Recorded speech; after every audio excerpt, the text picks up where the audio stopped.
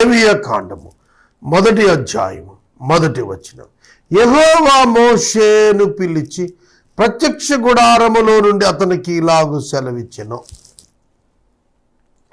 యెహోవా మోషేను పిలిచి, the lord called Moses and spoke to him from the tent of meeting saying. ప్రత్యక్ష గుడారము, it's the place of meeting God, a tent of meeting God. దేవుని కలుసుకోవటానికి ప్రత్యక్ష గుడారాన్ని దేవుడిచ్చాడు. దానిలో ఆయన అతి పరిశుద్ధ స్థలంలో మందసములో పైన ఉన్నటువంటి కరుణాపీఠము మధ్య ఆయన సింహాసనం ఉంటుంది. కాబట్టి ఆయన పిలిచి సెలవిచ్చెను. ఈ 27 అధ్యాయాల వివరము కూడా ఆయన పిలిచి సెలవిచ్చినటువంటిదే. అండ్ హీ కాల్డ్, లెవిటికస్ వేయిక్రా అనే పదానికి అర్థం ఏమిటి? అండ్ హీ కాల్డ్, 2 పదాలు. అండ్ హీ కాల్డ్, మరియు ఆయన పిలిచెను. God called them. మోషే కూడా లేవీయుడే.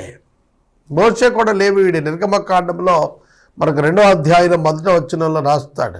లేవీయుడు అమ్రాము యాకేబెదు అను అతని మేనత్తను వివాహం చేసుకున్నాడు అని. అహరోను, మిరియాము, మోషే అని వారి సంతానం అని చెప్పి రాశాడు. కనుక లేవీయుడు, మోసెస్ ఈజ్ ఎ లేవైట్. దేవుడు మోషేను పిలిచి ఆజ్ఞయిస్తున్నాడు, సెలవిస్తున్నాడు.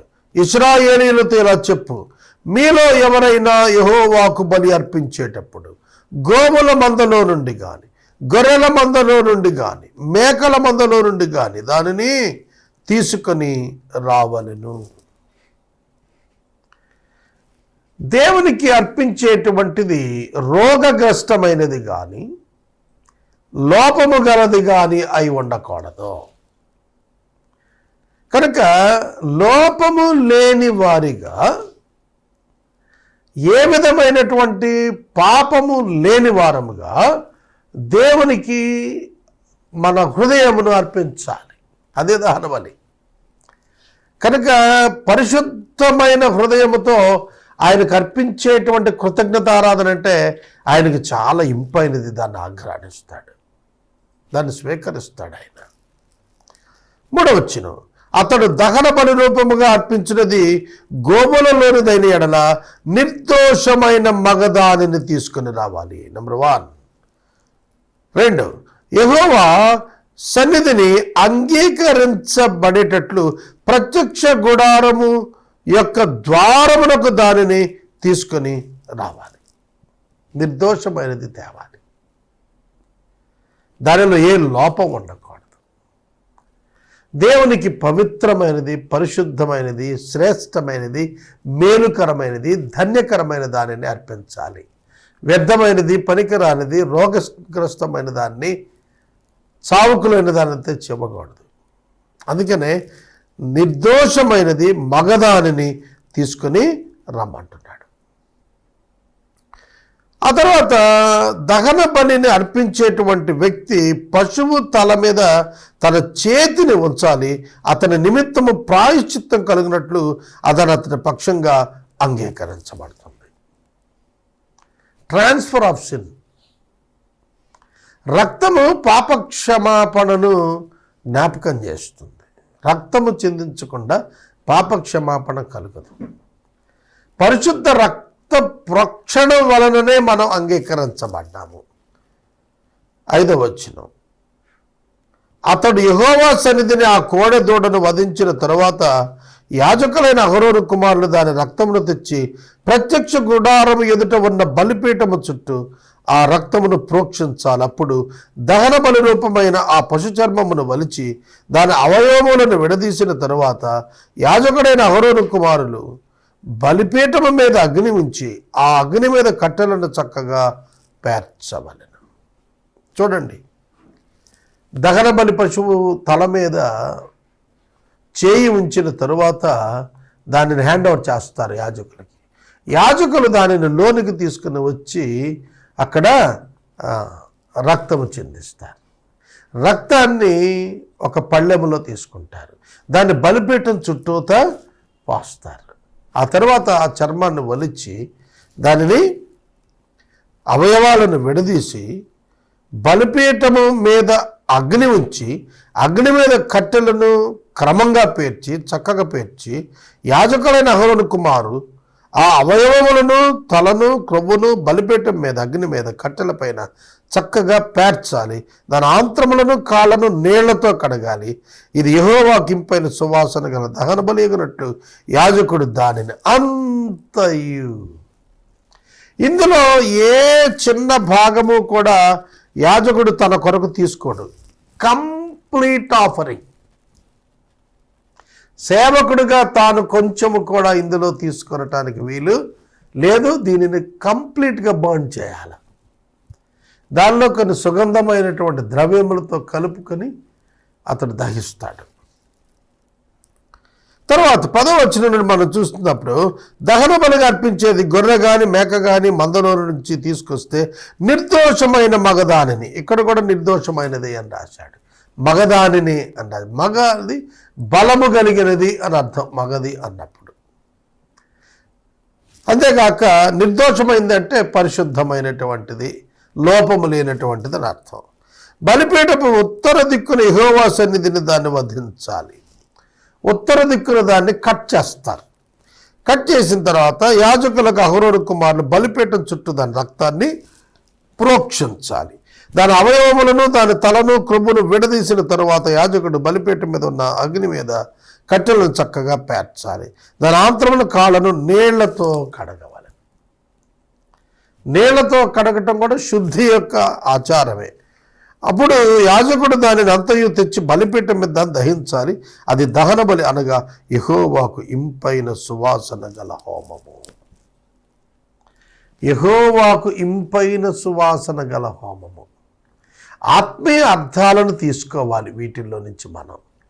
నీటితో కడుగుట, కాళ్ళను నీటితో కడుగుట ఒక మనిషి యొక్క ప్రతి అడుగులో తన యొక్క ప్రవర్తనలో ఉన్న లోపాలను శుద్ధి చేస్తున్నట్లుగా మనం అన్వయించుకోవాలి. ఇక 14వ వచనం నుండి 17వ వచనం వరకు పక్షి జాతిలోనిది గనక దహన బలిగా ఎవడైనా అర్పిస్తే తెల్ల గువ్వలలో నుండి కానీ పావురపు పిల్లల్లో నుండి కానీ తేవాలి.